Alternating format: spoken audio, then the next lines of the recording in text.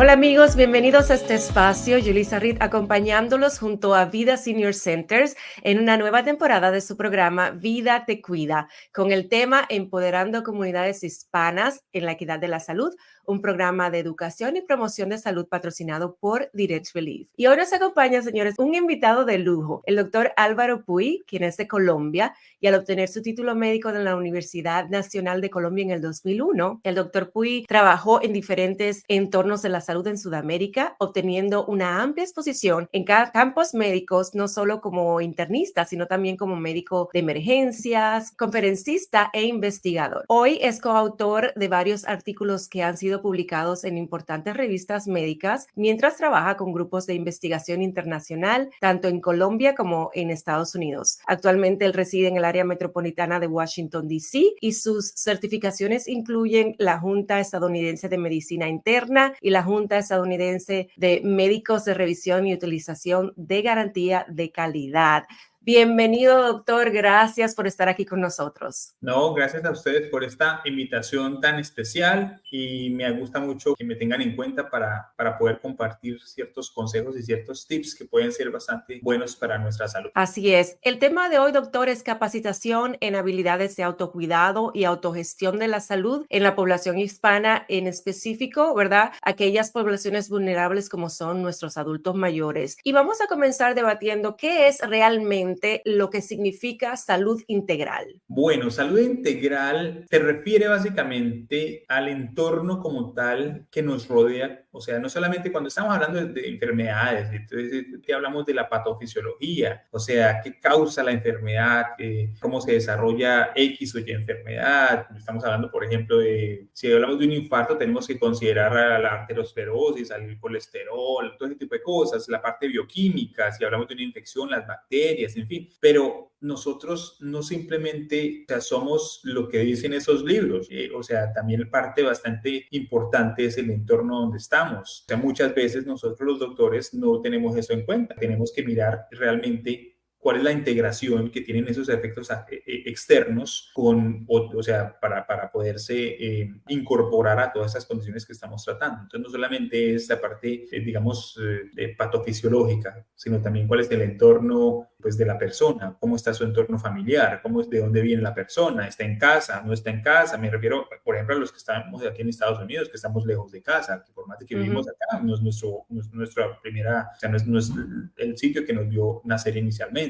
Entonces, ese tipo de cosas tiene bastante poder para aliviar a las personas. El entorno económico, por ejemplo, o sea, si las personas no tienen cómo acceder a cuidados de salud, pues, o sea, por más de que sepan, tengan el mejor profesional que les puede tratar la enfermedad, pues si no tienen cómo pagarlo, pues da la misma que no tengan nada realmente. Claro. Pues salud integral, ¿no es cierto? O sea, integrar otros efectos que son externos, que no, o sea, que no necesariamente tienen que ver con la enfermedad per se, sino que ya tienen más cosas un poquito más complejas y que muchas veces no lo tenemos en cuenta. ¿Y cómo entonces podemos nosotros alcanzar la salud integral si hay tantos factores que influyen en nosotros tener una buena calidad de salud? ¿Cómo podemos ayudarnos con el quizás autocuidado o cómo funciona esto de la gestión de la salud integral para el individuo? Pues hoy por hoy hay bastante, cuando uno está hablando de un team de medicina, o sea, tanto en el hospital como en las clínicas, hoy por hoy se promueve bastante todo este tipo de cosas. No solamente se está revisando en qué vamos con el tratamiento del paciente, sino también cuál es el nivel socioeconómico de la persona, qué tan educada es la persona para seguir instrucciones. A veces, por ejemplo, nosotros damos las recomendaciones, tienen que tomar tantas pastillas a tal dosis, no sé qué, y tienen que subirle, tienen que bajar, no sé qué, asumiendo nosotros que las personas entienden lo que estamos diciendo. Y a veces cuando uno les dice, yo lo hago mucho con mis pacientes, bueno, ahora explíqueme lo que yo le acabo de explicar en sus propios términos, ¿no? Y me doy cuenta que no entendieron nada. ¿Sí? Entonces hay que explicarles como si fueran, sí, o sea, pues no es culpa de ellos, ¿cierto? O sea, simplemente no les queda clara la información o se confunden. O por lo general, por ejemplo, mucha gente llega y yo le pregunto, ¿qué está tomando, señora? Estoy tomándole la pastillita blanca, la chiquitica, redondita, la blanquita. Pues esa es la pastilla de ella, ¿cierto? Pero pues para nosotros eso es lo mismo, todas las pastillas son igualitas, ¿sí? ¿No? Entonces, ese tipo de cosas lo tenemos nosotros que considerar también cuando estamos tratando a los pacientes. Uno sabe cómo tiene que vender esa idea, o sea, de cuidado y todo ese tipo de cosas. O sea, uno tiene que también saber elaborar su léxico, ¿no? Para poder hablar a la persona, porque sabe, o sea, que son personas que necesitan ayuda, pero también uno tiene que guiarlos y de la mejor manera. Esas estrategias se están promoviendo mucho hoy. Por ejemplo, ahorita mismo, cuando estamos hablando de control de calidad, que es una de mis áreas, se evalúa muchísimo la interacción con el médico, con el doctor o con el profesional de la salud, que ahora hay Sí. bastantes otros profesionales, ¿no? Están los physician assistants, están los nurse practitioners y varias cosas. Algo que siempre están evaluando es si el doctor utilizó términos fáciles de entender para describir Wow. el cuidado, ¿sí? Y eso nos da una calificación. O sea, hoy por hoy todos los sistemas de salud se califican por esas encuestas. Y ahorita que está las redes sociales tan activas con todo esto, o sea, que tú vas a cualquier parte y puedes poner una revisión positiva o negativa de acuerdo a tu experiencia, pues eso tiene Sí, muchísima más validez, ¿verdad? sí. Eh, lo mismo, puede ser el profesional más destacado, más importante, con todos los títulos del mundo, pero si no se sabe expresar, pues a la hora de la verdad eso no le va a figurar ningún tipo de beneficio al paciente. Entonces, saber educar al paciente en ese sentido es algo que tiene que ser muy importante. ¿Sí? Eso es muy importante también para ver qué estamos haciendo. Entonces, son estrategias que se están dando ahorita mismo. También, por ejemplo, en todos los teams de medicina, hoy por hoy, hay bastantes trabajadores sociales, ¿sí? Ujú. Y case managers y case workers que saben cuáles son las limitantes de los pacientes. Por ejemplo, hay personas que dicen, este paciente no tiene seguro, entonces no Ujú. lo podemos mandar a una clínica privada que le cuesta muchísimo, ¿cierto? Tenemos que mandarlo a ciertos sitios que ofrecen cuidado más económico, o de pronto ad honorem o alguna cosa de esta, ¿cierto? O sea, y hay recursos como tal, ¿cierto? O sea, o hay ciertas organizaciones. Entonces, todas Sí. esas cosas de verdad que tienen que integrarse nuevamente, o sea, para utilizar esta palabra, para promover estos servicios de salud. Desde el punto de vista del paciente, ¿cuáles serían esos pasos que debería de dar la persona? Doctor, explíqueme de nuevo, no entendí a qué se refiere con tal cosa. Y para poder entender y para que el doctor lo explique con un lenguaje más llano que uno pueda entender, ¿qué otra cosa se pueden hacer para poder lograr? Yo desde el punto de vista de mi propia salud, con mi profesional de la salud, ¿cómo puedo yo contribuir que el profesional de la salud me dé la información que yo necesito y también a yo poner de mi parte para seguir el tratamiento que se me ha explicado? Bueno, importante algo, ¿cierto? De pronto en nuestros países hispanos la cultura es no tener que ir al médico si no estamos enfermos. Esa es la cultura de nosotros en Latinoamérica. Sí. Aquí la figura del médico de cabecera, del médico primario es muy importante, sobre todo porque estamos haciendo todos los años una visita en donde estamos pescando problemas. O sea, la visita del Annual Mm. Wellness Visit, que es la más Ujú. importante de todo el año, ¿sí? Es la que nosotros como tal tenemos que dirigir. O sea, en ese momento es el paciente el que está ahí calladito y nosotros comenzamos a buscar, o sea, lo que debería hacerse, ¿cierto? ¿Cuáles son las quality metrics que deberíamos hacer? Me refiero, ¿cuándo fue la última citología vaginal, el último pap smear, la última mamografía? ¿Cuándo fue la última colonoscopia? Si las vacunas están hechas. O sea, mucha gente no va a venir al médico a decir, doctor, es que, ¿cómo le parece que estoy fuera de las guías, ya tengo más de 45 años y no me he hecho la colonoscopia? Nadie viene a preguntar eso, ¿cierto?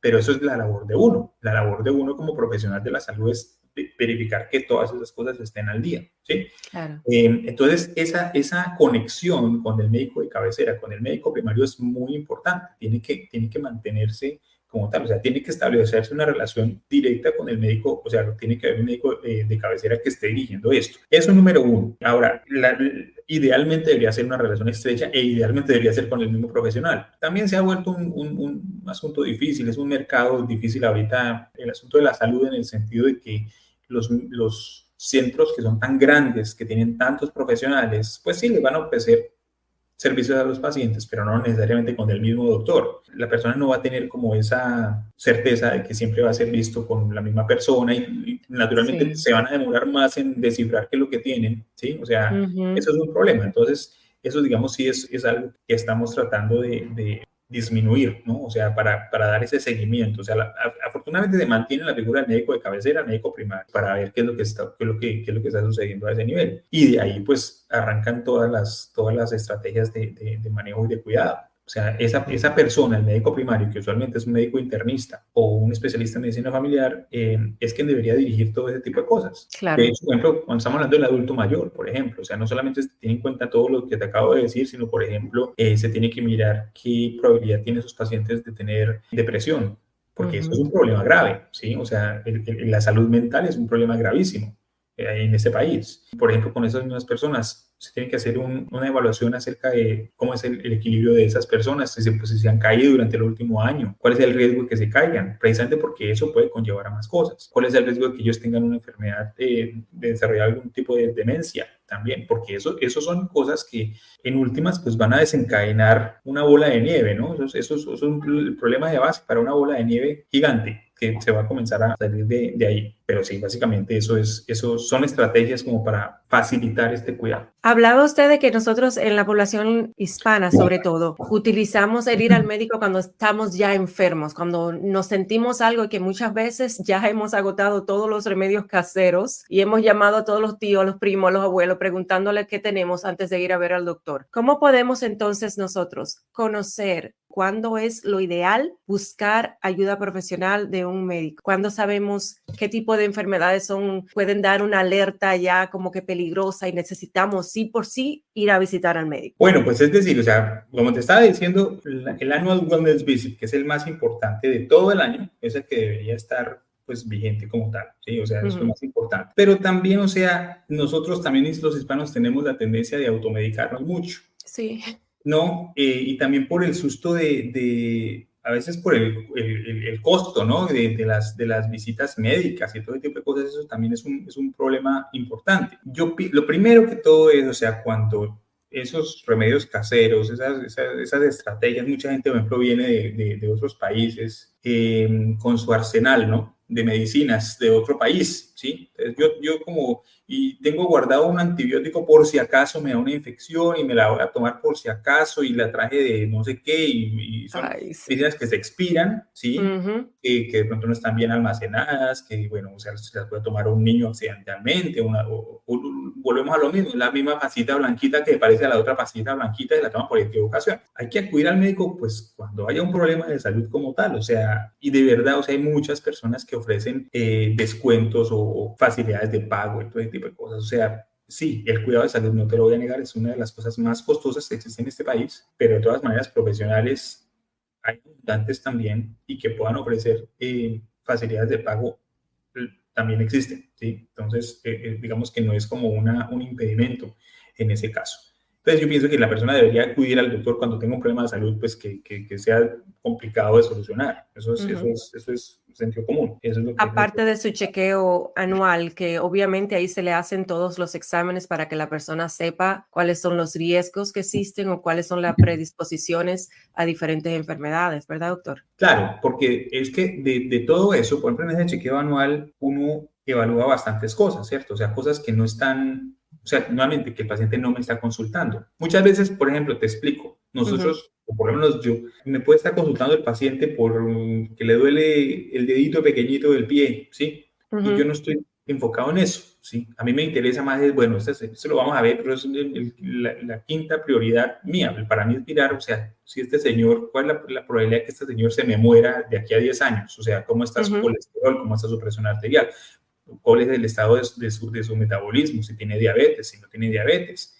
Y de ahí, bueno, ok, su tal dedito, vamos a mirar de qué se tratará el problema, ¿cierto? Pero esas cosas son las que se podrían decir, pues, como así, o sea, uno tiene una mentalidad diferente y eso es lo que nos hace diferentes a todas esas clínicas que están populando ahorita, digamos, de cuidado rápido, pero que no es tan efectivo. Entonces, en ese sentido sí es diferente.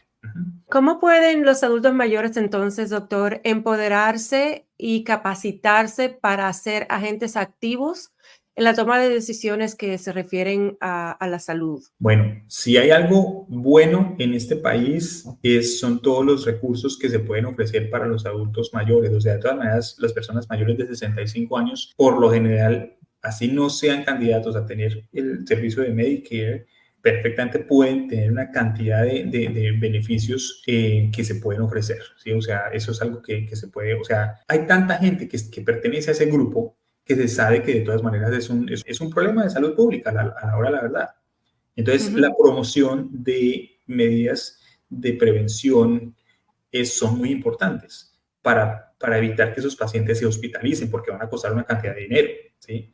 O para prevenir que esos pacientes tengan problemas, bueno, más serios, porque a la larga, pues, o sea, van a terminar pagando más, o sea, los recursos o sea, se van a utilizar de una manera diferente. Claro.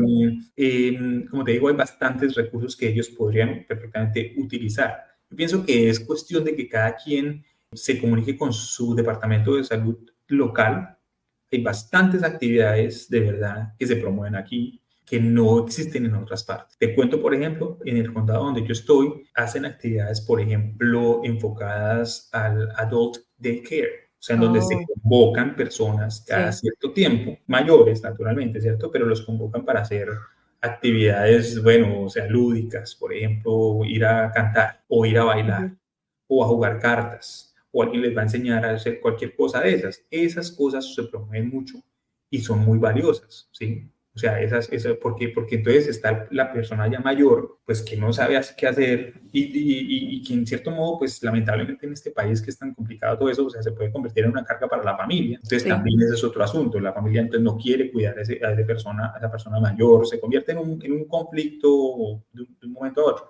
Entonces, ese tipo de elementos existen. Cuando yo Sí. voy a estos meetings con esta gente, los contados, todas las cosas, mucha gente no tiene la información. O sea, muchos candidatos simplemente no saben que esos grupos existen y que podrían ser partícipes de estas cosas, ¿sí? Lo mismo en todos los sitios que ofrecen home health care centers y todo ese tipo de cosas, o sea, los rehab facilities, los skilled nursing facilities, todos esos sitios ofrecen, pues, ese tipo de cosas. Sí, entonces es importante recordarle a la gente que nosotros, por ejemplo, en Vida Senior Centers tenemos diferentes tipos de programas en donde, como usted decía, doctor, se pueden ofrecer ciertas cosas para que los adultos mayores aprendan a empoderarse acerca de cuáles son sus derechos, cuáles son sus responsabilidades en el ámbito de la salud, porque no podemos dejarle todo al doctor ni al sistema de salud. Tenemos Así también es. que nosotros saber lo que necesitamos hacer al día a día, porque la salud es algo del día a día. ¿Qué tenemos que hacer cada día para nosotros mantenernos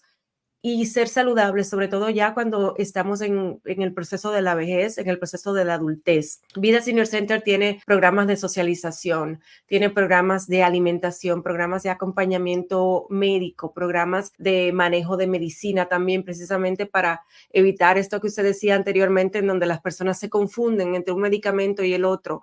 Hay personas en Vida Senior Center, doctor, que hasta les separan las medicinas para que sepan cada día cuáles medicinas tienen que tomar. Y eso es algo tan importante, sobre todo cuando hablamos de un adulto mayor que quizás vive con sus parientes, pero esos parientes trabajan el día entero y no Exacto. tienen la oportunidad de cuidarlos o no tienen la oportunidad de dedicar el tiempo necesario para cumplir con esos aspectos tan importantes en la adultez.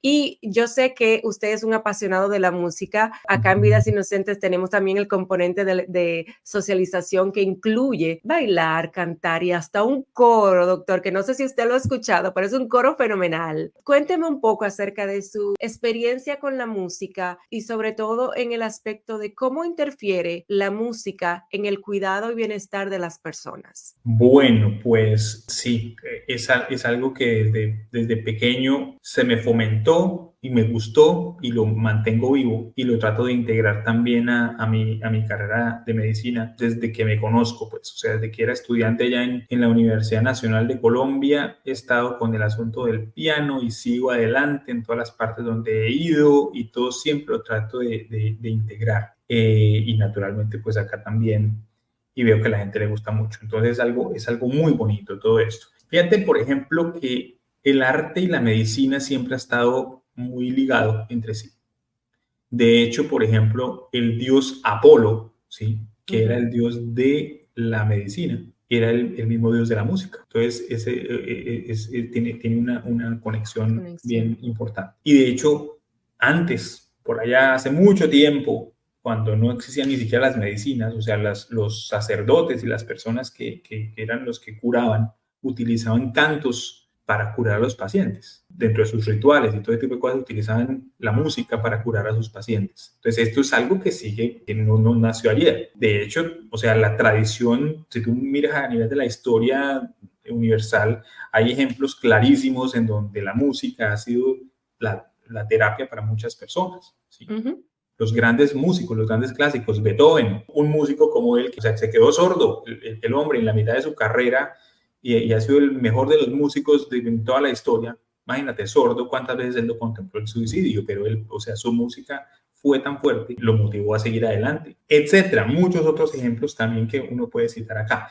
Entonces, en el caso mío, pues yo he integrado la música de una manera pues especial, sabiendo el poder terapéutico que puede tener la música. Esto ya se ha descrito en bastantes estudios y todo tipo de cosas. Yo a veces llevo mi piano también al hospital, un teclado pequeñito que tengo que se puede dejar tocar y se comparto con mis pacientes, naturalmente. O sea, la ronda mía es eterna, a veces es muy complicada, no lo puedo hacer, pero pues, no se me quita absolutamente nada. O sea, lo que hago ahorita en el hospital donde estoy, simplemente en los que he estado últimamente, lo que hago básicamente es pongo el tecladito en las mesas de donde sirve la comida. Les digo, siempre hay una mesa que sobra en la unidad. Donde quiera cabe un piano.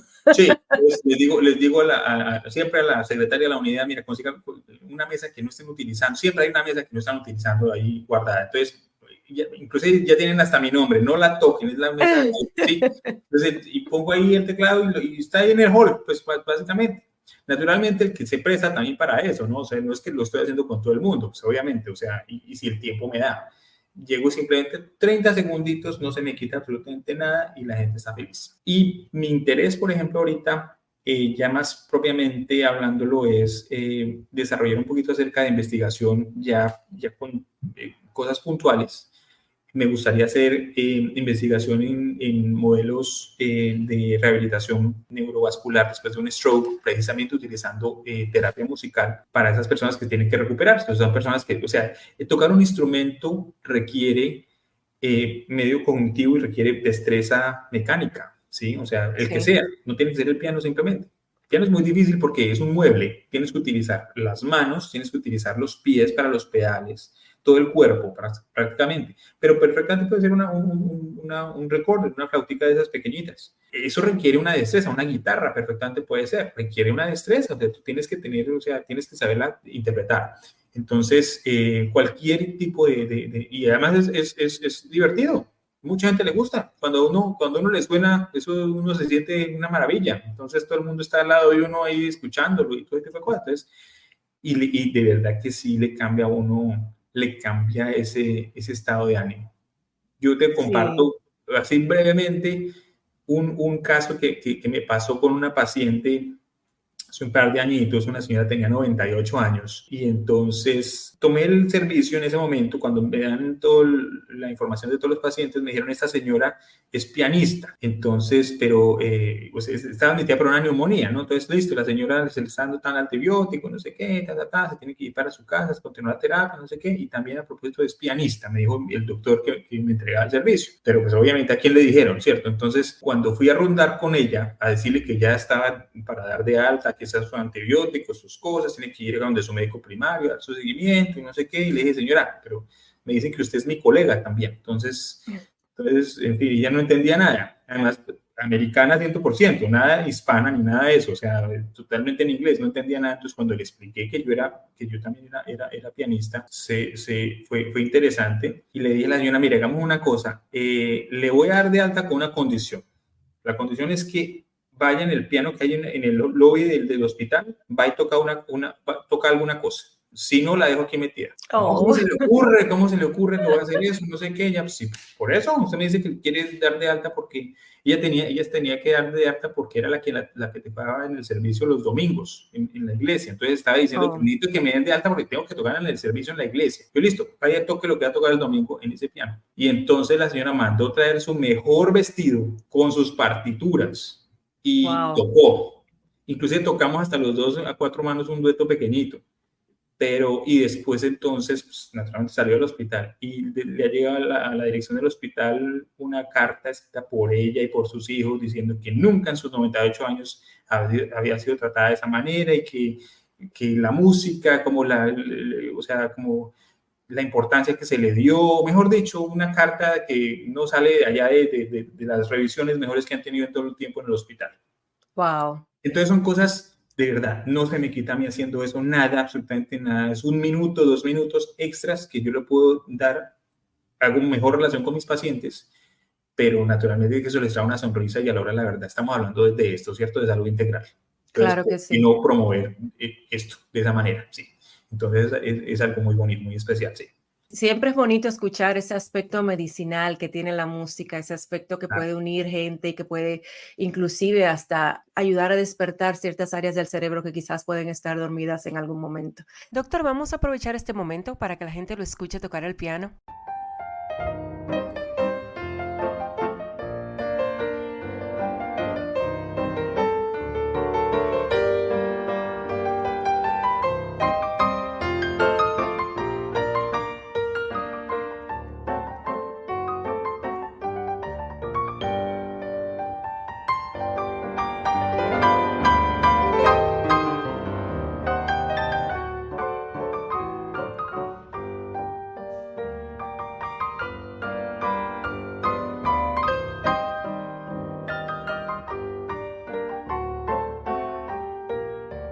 Muchísimas gracias, doctor. Ha sido para nosotros un placer tenerlo. Esta conversación ha sido muy interesante. Cuéntenos un poquito en dónde pueden encontrar las personas que quieren saber más acerca de su práctica o que quieren conectarse con usted. ¿Dónde pueden encontrar esa información? Sí, mira, estamos en mi website, es www.alvaropuig.com. Toda la información de cómo ubicarme, recibo todos los seguros, veo pacientes sin seguro también a precios más módicos, tengo unos convenios especiales con ciertos laboratorios, o sea, es verdad que no hay barreras en ese sentido, ¿cierto? O sea para poder cuidar a las personas y pues encantadísimo de esto, como te digo, pues, o sea, importante, y me lo han dicho mis pacientes, o sea, que tener el doctor que hable español es fundamental, ¿sí? O sea, Claro, sobre todo para las personas ya mayores, sí. ¿no? Y entonces aquí, pues, como te podrás imaginar, estoy rodeado de mis abuelitas de todas partes, de toda Latinoamérica, hablándome de sus historias y sus cuentos en español. Es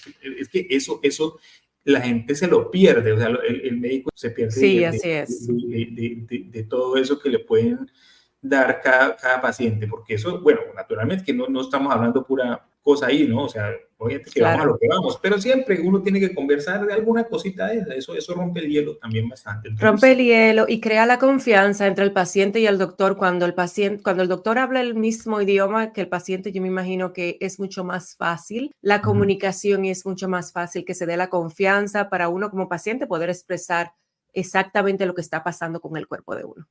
Así es, sí. Entonces, sí, ahí te pongo toda la información en el website, está todo y de verdad, pues, o sea, a la orden, lo que necesiten. Siempre es bueno, pues, hacer actividades para ustedes, para vida.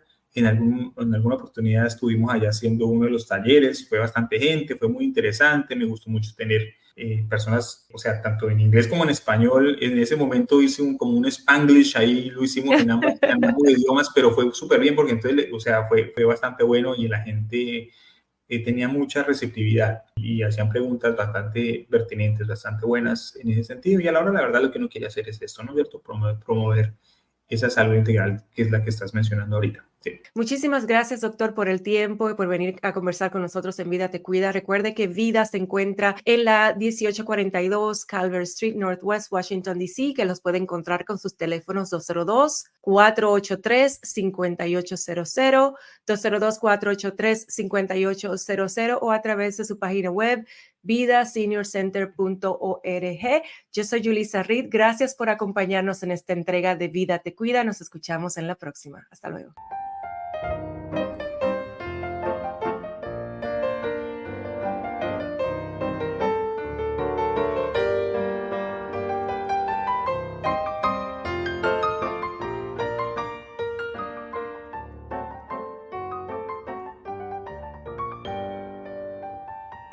Este programa fue patrocinado por Direct Relief y Vida Senior Centers.